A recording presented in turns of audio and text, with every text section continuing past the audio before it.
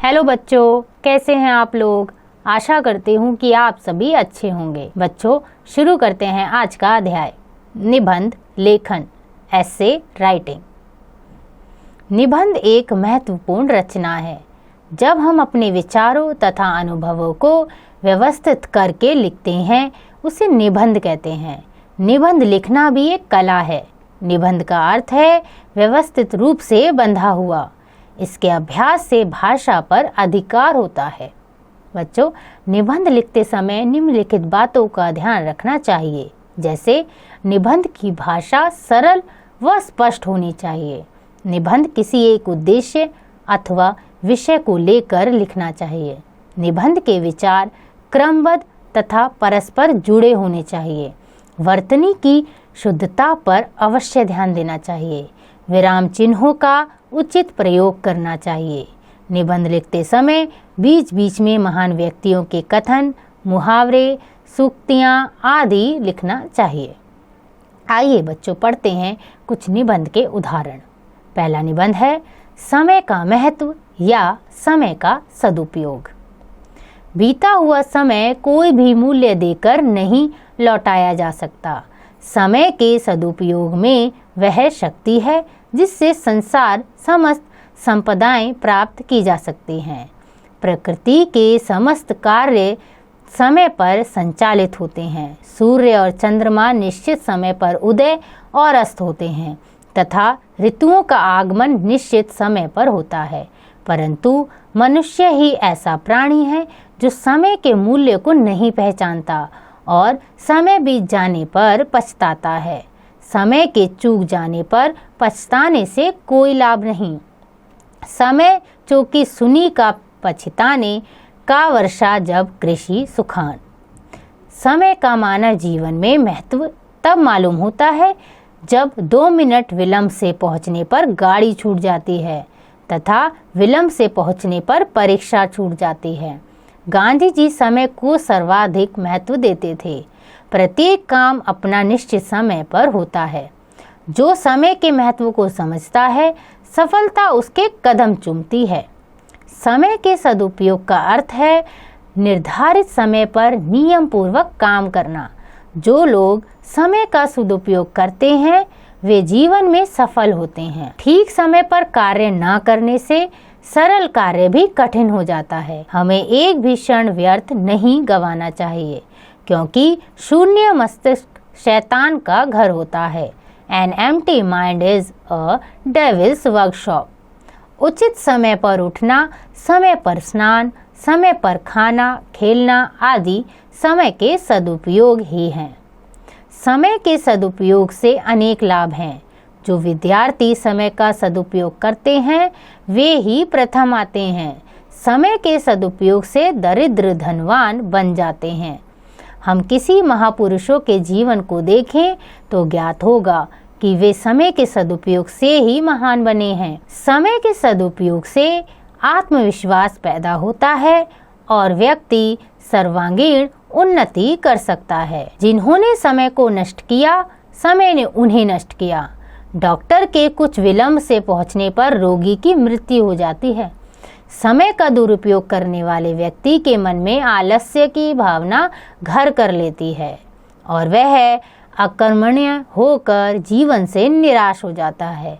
अतः समय को व्यर्थ खोकर कोई भी सुखी नहीं रह सकता। प्रत्येक कार्य उचित समय पर कर लेने से बहुत सी भागदौड़ एवं चिंता दूर हो जाती है। हमें प्रत्येक कार्य के लिए एक निश्चित समय निर्धारित करना चाहिए तथा प्रत्येक कार्य उसके निर्धारित समय पर करना चाहिए। इससे जीवन में एक निश्चितता तथा व्यवस्था आ जाएगी। कहने का अर्थ यह है कि जीवन में सफलता प्राप्त करने और उन्नति तथा विकास के लिए समय का सदुपयोग परम आवश्यक है। समय अमूल्य धन है जिसका हमारे जीवन में बहुत महत्व है। आइए बच्चों, पढ़ते हैं अगला निबंध। वनों से लाभ। वन प्राकृतिक संसाधन है। किसी राष्ट्र की आर्थिक उन्नति में वहाँ की वन संपदा का महत्वपूर्ण स्थान होता है। वन कई तरह से उपयोगी होते हैं। वास्तव में यदि कहा जाए कि हमारा जीवन वृक्षों पर ही निर्भर करता है तो गलत ना होगा। वृक्षों के बिना तो जीवन की कल्पना भी नहीं की जा सकती। वनों से हमें जो लाभ प्राप्त होते हैं उन्हें दो वर्गों में बांटा जा सकता है, प्रत्यक्ष लाभ और अप्रत्यक्ष लाभ। प्रत्यक्ष लाभ, वनों से हमें लकड़ी प्राप्त होती है। इसका उपयोग ईंधन, फर्नीचर और इमारती सामान तथा कागज बनाने में होता है। वनों से हमें पशुओं के लिए चारा प्राप्त होता है। वनों में अनेक प्रकार के फलदार पेड़ होते हैं जिनमें स्वादिष्ट फल प्राप्त होते हैं। वनों से हमें उद्योगों के लिए कच्चा माल मिलता है। कागज, माचिस, चमड़ा, तेल, फर्नीचर आदि बनाने के लिए उद्योगों को कच्चा माल वनों से ही प्राप्त होता है। औषधि उद्योगों के लिए कई जड़ी बूटियां वनों से मिलती हैं। वनों से प्राप्त होने वाली वस्तुओं का उपयोग करके अनेक लघु और कुटीर उद्योग चल रहे हैं जिनमें लाखों लोगों को रोजगार मिला हुआ है, जैसे टोकरियां और बैंत बनाना, रस्सी बटना, तेंदू पत्ता इकट्ठा करना, बीड़ी बनाना, गोंद व शहद इकट्ठा करना। अप्रत्यक्ष लाभ, वन प्रदूषण के नियंत्रण में महत्वपूर्ण भूमिका निभाते हैं। वृक्षों की पत्तियां वायुमंडल में जल वाष्प छोड़ती रहती हैं, जिसके कारण वायुमंडल में आर्द्रता आ जाती है, जिससे गर्म पवनें भी ठंडी हो जाती हैं। ये ठंडी पवनें वर्षा के बादलों को ठंडा कर देती हैं और इस प्रकार वन वर्षा में सहायक होते हैं। पेड़ वायुमंडल से कार्बन डाइऑक्साइड ग्रहण करते हैं और ऑक्सीजन को वायुमंडल में छोड़ते रहते हैं। इस प्रकार वे हमारे पर्यावरण की रक्षा करते हैं। वन भूमि के कटाव को भी रोकते हैं। वे पानी के मुक्त बहाव के वेग को कम करते हैं। इसके अतिरिक्त पेड़ों की जड़ें मिट्टी को मजबूती से जकड़े रहती हैं।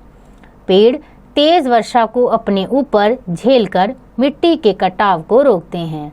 इस प्रकार वन भूमि की उर्वरा शक्ति को बनाए रखते हैं। वन रेगिस्तान के प्रसार को रोकने में भी सहायता करते हैं। वृक्षों की जड़ें मिट्टी के कणों को एक साथ जोड़े रखती हैं तथा उनमें गिरने वाली पत्तियां जमीन पर मिलकर खाद का काम करती हैं।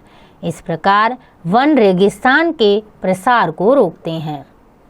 वन मनुष्य के लिए ही नहीं, पशु पक्षियों के लिए भी उपयोगी हैं। वनों में हजारों तरह के पशु पक्षी निवास करते हैं। वन अपनी सुंदरता से भी हमारे मन को मोह लेते हैं और मन मस्तिष्क को ताजगी प्रदान करते हैं। वन हमारे लिए बहुत आवश्यक है, इसलिए हमें वनों की रक्षा ही नहीं वरन विकास करना चाहिए और जहाँ भी ज़मीन उपलब्ध हो वहाँ पेड़ लगाने चाहिए।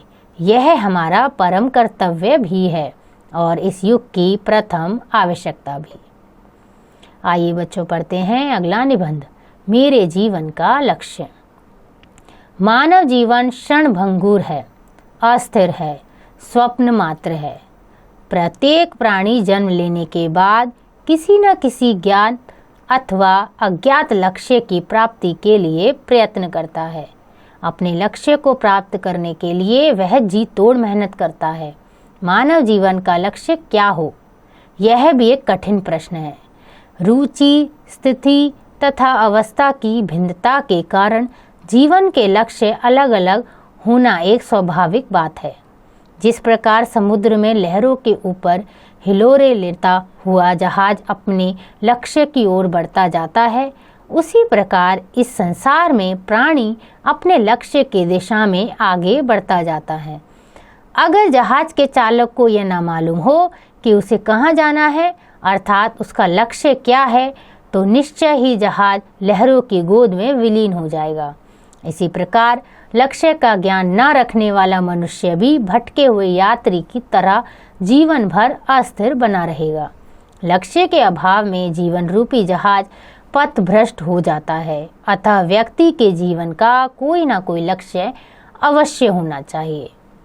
मेरी भी एक मनोकामना है, मेरे जीवन का भी एक लक्ष्य है जिसे मैं हर दिशा में पूरा करना चाहता हूँ, और वह लक्ष्य है इंजीनियर बनने का। मेरे पिताजी एक कंपनी में क्लर्क हैं, परंतु मुझे इंजीनियर बनाना चाहते हैं। मेरे माता पिता ने बचपन से मुझे यह शिक्षा दी कि मुझे इंजीनियर बनना है। जब से मेरे अंदर इंजीनियर बनने का सपना जागा है, तब से मेरे जीवन में अनेक परिवर्तन आ गए हैं। अब मैं अपनी पढ़ाई की ओर अधिक ध्यान देने लगा हूँ। पहले क्रिकेट के खिलाड़ियों और फिल्मों में गहरी रुचि लेता था, परंतु अब ज्यामिति, रचनाओं और रासायनिक मिश्रणों में रुचि लेने लगा हूँ। अब पढ़ाई में रस आने लगा है। निरुद्देश्य पढ़ाई बोझ थी, लक्ष्यबद्ध पढ़ाई में आनंद है। कार्लाइक ने सच ही कहा है, अपने जीवन का एक लक्ष्य बनाओ और इसके बाद अपना सारा शारीरिक और मानसिक बल जो ईश्वर ने तुम्हें दिया है इसमें लगा दो। मैंने निश्चय किया है कि इंजीनियरिंग मार्ग पर चलकर इस संसार को नए नए साधनों से संपन्न करूंगा। मेरे देश में जिन वस्तुओं की आवश्यकता होगी उसके अनुसार मशीनों का निर्माण करूंगा। देश में जल, बिजली, सड़क या संचार जिस भी साधन की आवश्यकता होगी उसे पूरा करने में अपना जीवन लगा दूंगा। मैं गरीब परिवार का बालक हूँ। हम किराए के मकान में रहते हैं। धन की कमी के कारण हम अपना मकान भी नहीं बना पाए। यही स्थिति मेरे जैसे करोड़ों बालकों की है। मैं बड़ा होकर भवन निर्माण की ऐसी सस्ती सुलभ योजनाओं में रुचि लूंगा जिससे मकानहीनों को मकान मिल सके। अब मैं तब तक आराम नहीं करूंगा जब तक अपने लक्ष्य को पा न लूं।